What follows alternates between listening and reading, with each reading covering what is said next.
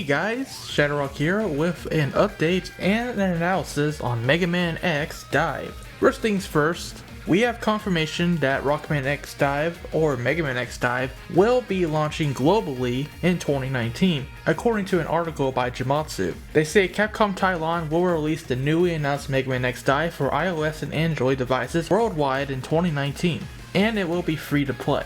Mega Man X Dive is a side-scrolling action game that uses 3D graphics that aim to optimize the depth of field. Like we covered before, it will feature all the elements expected of a Mega Man X series title, including jumping, climbing, dashing, and shooting, as well as bosses with a variety of attributes, with weapons obtainable by defeating them. So it looks like we have standard Mega Man X stuff here.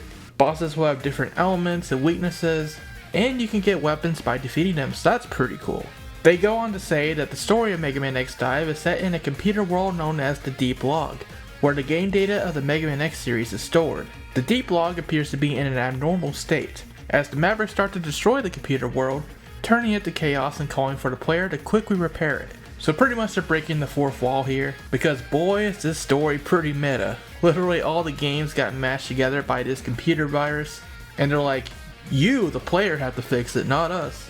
So that's pretty funny. More importantly though, we have more gameplay footage thanks to a new bite-sized trailer from Capcom Taiwan. So let's take a quick look at it and then we'll get into the analysis.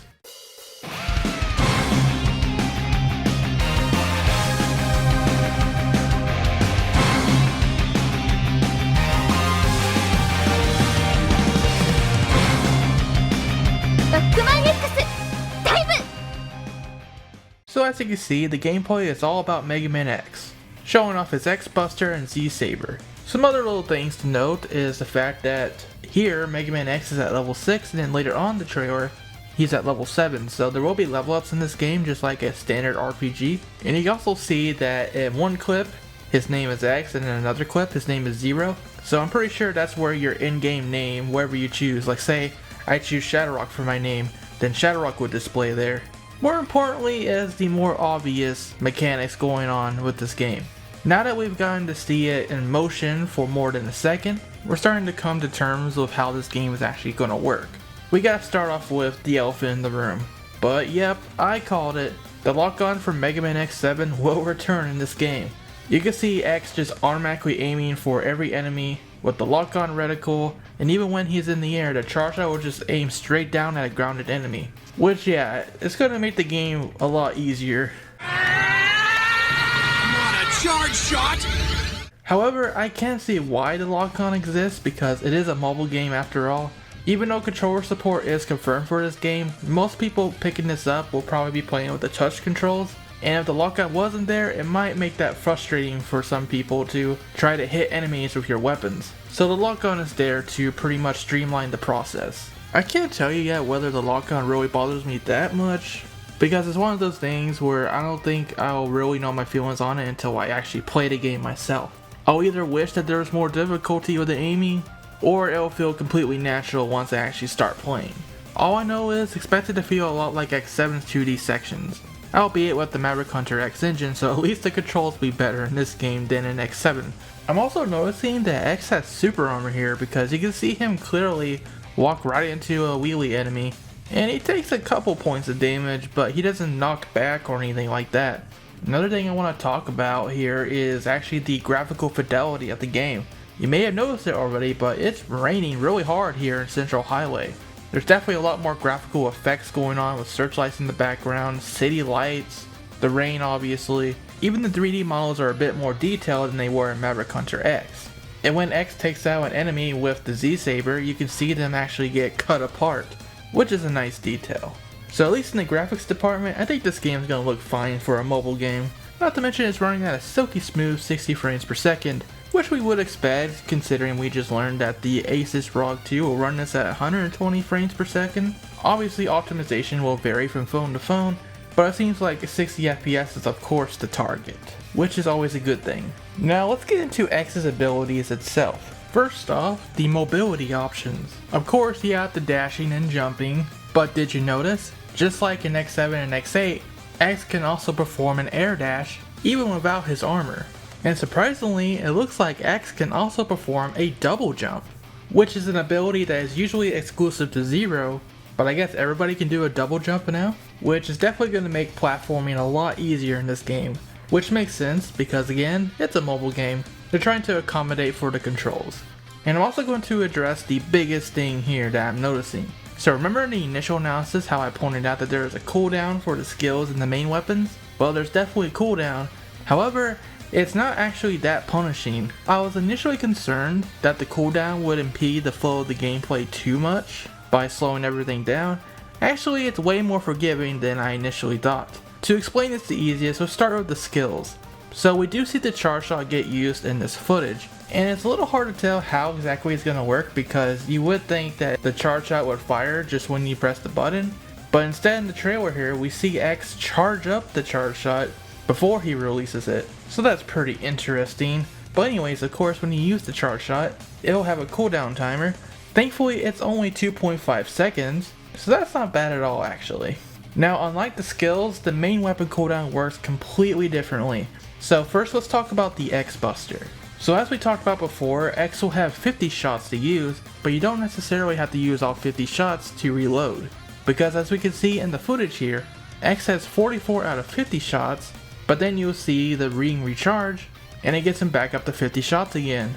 It happens very quick too, so as long as you aren't mashing the button, it should be perfectly manageable. As for the Z Saber, it looks like X took some lessons from Zero, because he's way more adept at it than he was in X6. He has the 3-slash combo, and when you're airborne, X will actually perform the pizza cutter slash. So that's how the Z-Saber works in this game. Presumably all the characters will use the Z-Saber in the exact same way. As for the cooldown on the Z-Saber, you start with 100%, and about 5% of that is used whenever you attack an enemy with it. So it's not like you just attack him for a combo and then you have to wait a while. No, you can keep using the Z-Saber as long as you want. Again, the idea here is to be a bit more conservative and not just mash the button to death.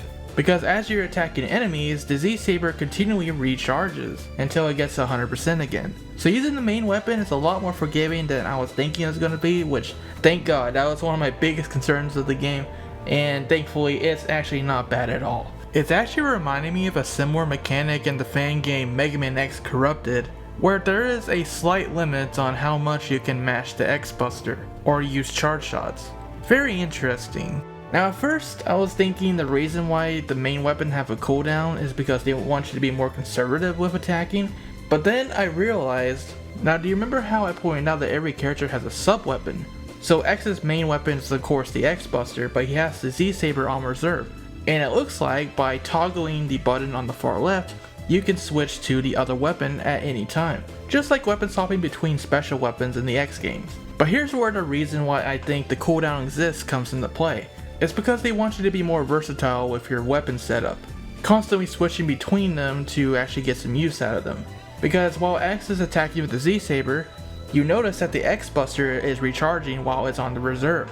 Which means if you keep using the Z-Saber, and it starts to get low on energy, well just switch to the X Buster, and you can use that for a while the Z-Saber recharges.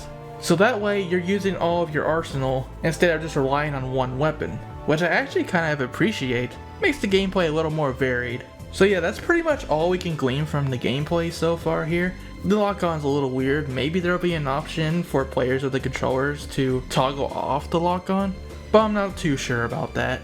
I think it's going to be a thing we'll just have to deal with. Especially with it being a mobile game, they want to make things easy enough for people to get around and attack enemies and stuff. But at least the cooldown thing is not really bad at all. So I highly doubt that they're going to be charging us buttloads of money just to get cooldown items or something like that, like some people were speculating in the comments in the last video. Doesn't look like that's going to be the case at all. Which I'm glad, I'm really glad for that. That now that we're seeing this game in motion, it actually looks pretty decent for a mobile game, and attacking constantly is not going to be much of a huge problem. Now the one remaining concern lingering in my mind is that when you're watching this footage, you might notice how X is going back and forth attacking enemies, kinda like we're in a mob room where you have to defeat all the enemies to proceed. I don't know if that's going to be the bulk of the gameplay of Mega Man X Dive, or this is just them trying not to show too much in the trailer and there will be traditional 2D stages. Or will all the stages just be like kinda like a Smash Brothers stage where you warp there and then you take out a bunch of enemies and move on. That part of the flow of gameplay is a big question mark, but I guess we'll have to wait and see on that one. But it's really nice that now we're seeing this game in motion. We're starting to come to terms with how this game is actually going to work, which is exciting. It's nice to know. That all said, what do you guys think of the gameplay of Mega Man X Dive so far? Do you think it's fine for a mobile game, or do you wish the lock-on wasn't there? Or do you wish they made some more changes to the gameplay? Let me know in the comment section below. And for all things Mega Man X Dive, and also for a Gunvolt Chronicles Luminous Adventure X update coming up, and other things Mega Man and Mega Man S, stay tuned to Shadowrocks EX. Until next time, rock on.